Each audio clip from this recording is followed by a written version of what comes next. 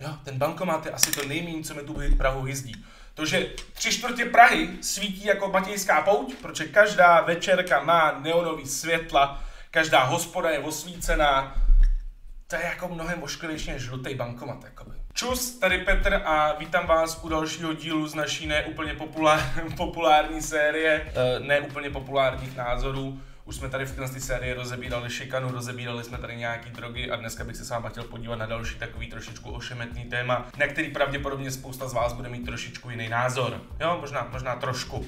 Ještě než začneme, bych vás tady na to video poprosil, abyste mi šoupli like, nebo klidně dislike, podle toho, jestli budete souhlasit, nesouhlasit. Jestli jste tady noví, tak se přihlašte k odběru a zazvoňte na ten zvoneček, aby vám když tak neuteklo žádný další video, s kterým vy nebudete úplně souhlasit, OK?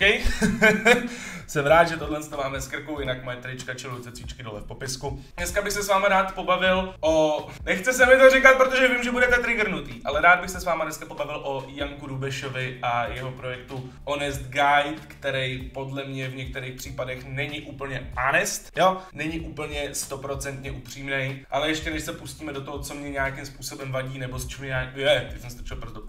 s čím já úplně nesouhlasím, bych chtěl říct, že to, co dělá Janek, je svým způsobem úctyhodný, snaží se nějakým způsobem pozvednout tu Prahu, nebo aspoň turistickou Prahu. Nemyslím si, že by jako pro nás Čechy to nějakým způsobem mělo nějaký velký vliv, protože my přesně víme, co máme dělat, nemáme dělat, pokud jsme z Prahy. Pokud ne, tak máme asi trošičku problém. Ale ne úplně všechno, co Janek v těch videích říká, nebo co v těch videích prezentuje, musí být nutně pravda. Jo, nemusí to být doopravdy 100% pravda a občas to nedává ani tak úplně smysl. Připravil jsem tady pro vás pár takových bodíčků. Jo, je to pár takových bodů, o kterých bych se s váma chtěl bavit. Začneme tím, který mě lehce triggernul, protože plus minus jako vím, o čem to je. A to je Jankovo video o technickém konopí.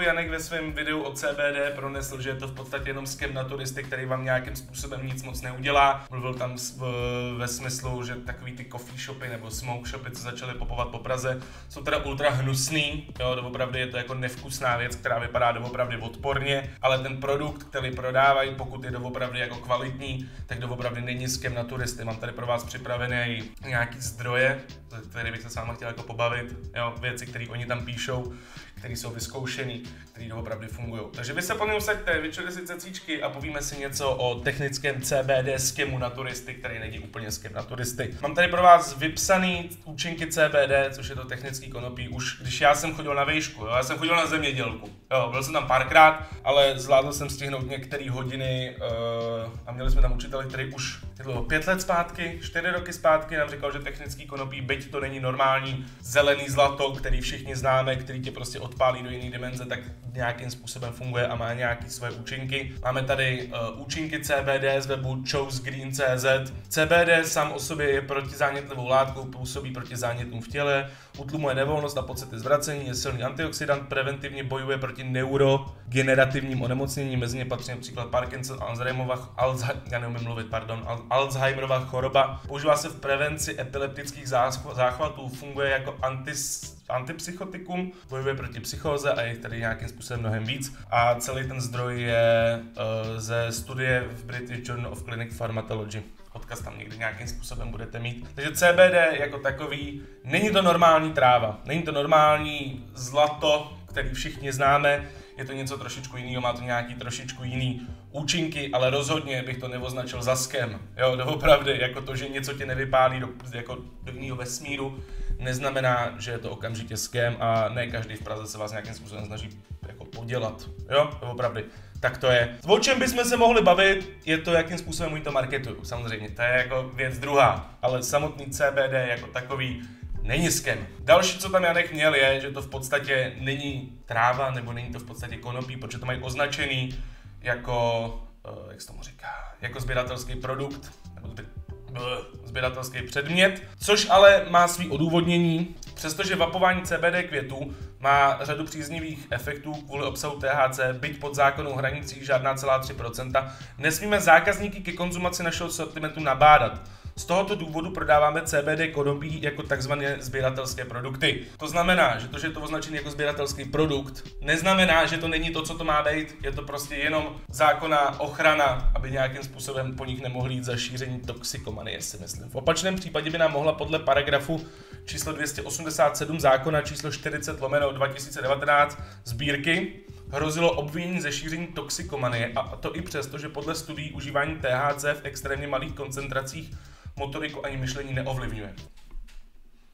A jsme doma, OK? V podstatě všichni, co to prodávají jako sběratelské produkty, se nějakým způsobem jenom snaží vyhnout tomu, aby jim na krku přistála obvinění se tomu říká ze šíření toxikomanie. Proto je to označený jako sběratelský produkt. A je to věc, kterou já jsem našel za půl minuty. Napíšeš to do Google, vyjede ti to.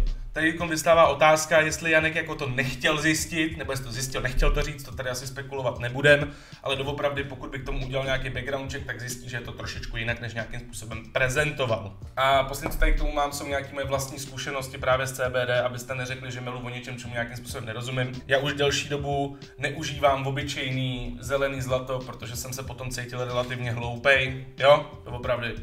My jsme toho jednu dobu užívali doopravdy hodně, takže člověku to nějakým způsobem pomalovali si začne odpalovat mozek, proto se tomu teď vyhýbám jako čert kříži.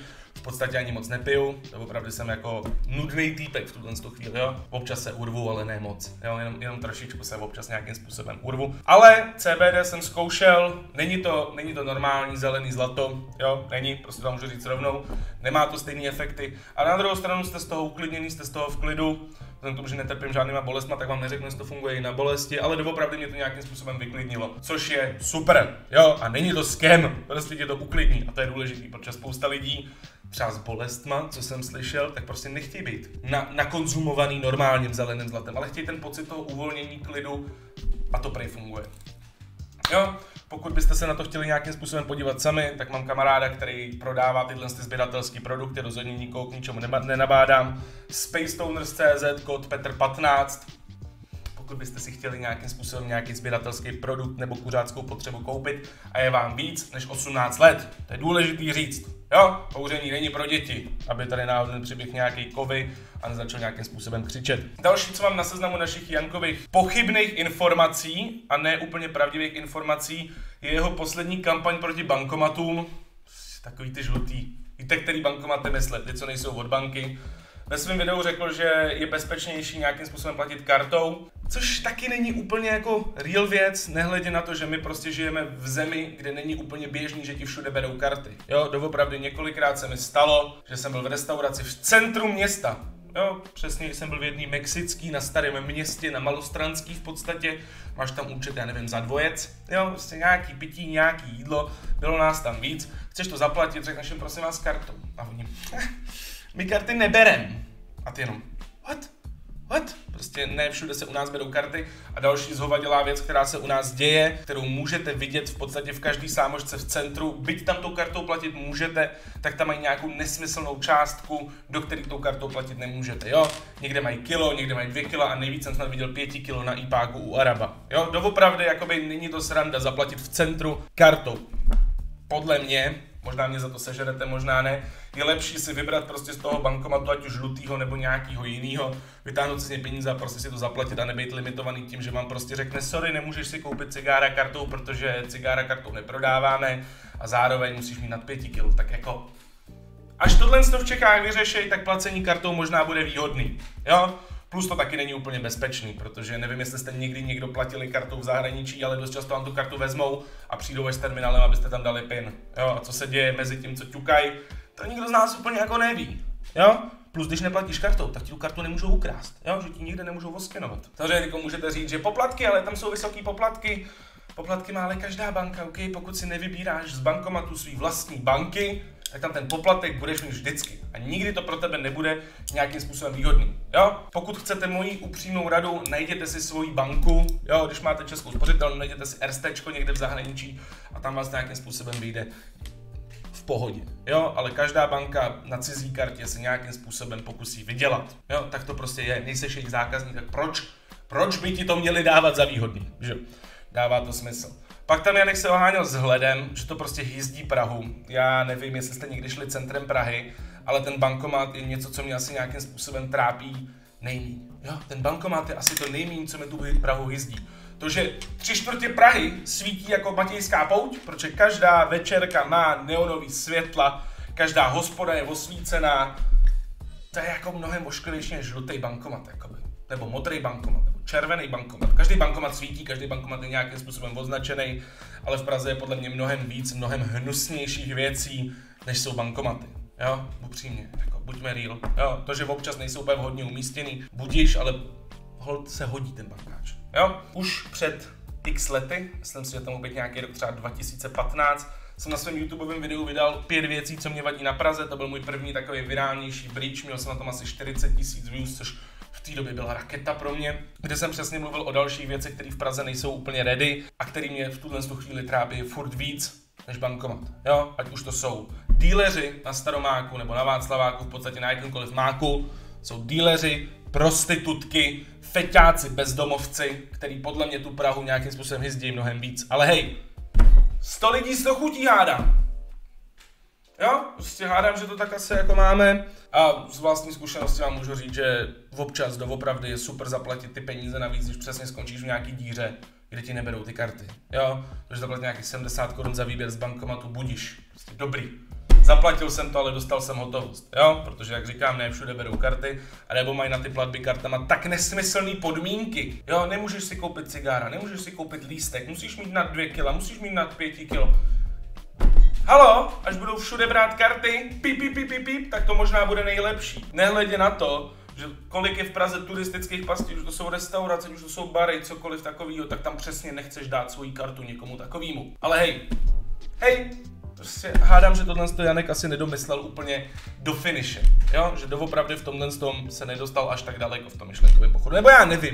Nejhorší je, že já Janka neznám, nevidím mu do hlavy, nevím, jaký má motivy, ale spousta věcí, které on rozebírá, tak se dají dost jednoduše odůvodnit, dost jednoduše vyvrátit, dost jednoduše jim dát nějakou jako druhou perspektivu. Že svět není černobílý, není to bankomaty zlý, karty dobrý. Jo, jste někde uprostřed.